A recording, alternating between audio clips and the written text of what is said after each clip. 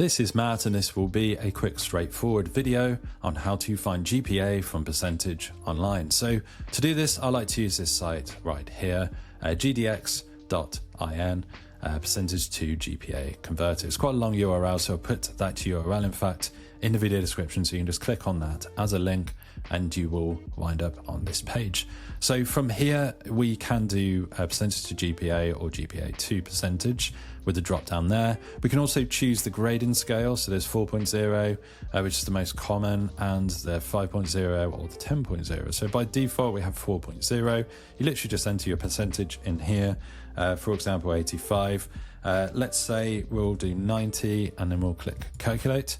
And just like that, we can see that the GPA is 3.60. So if there was maybe 55%, we can click calculate and it's a 2.20 GPA. So 2.20 GPA.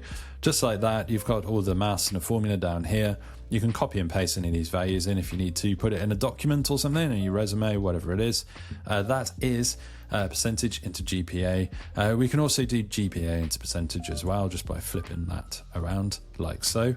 Hopefully you found this video on how to convert from how to actually find your GPA from a percentage online useful. If you have, drop this video a like and subscribe to the channel for more videos just like this.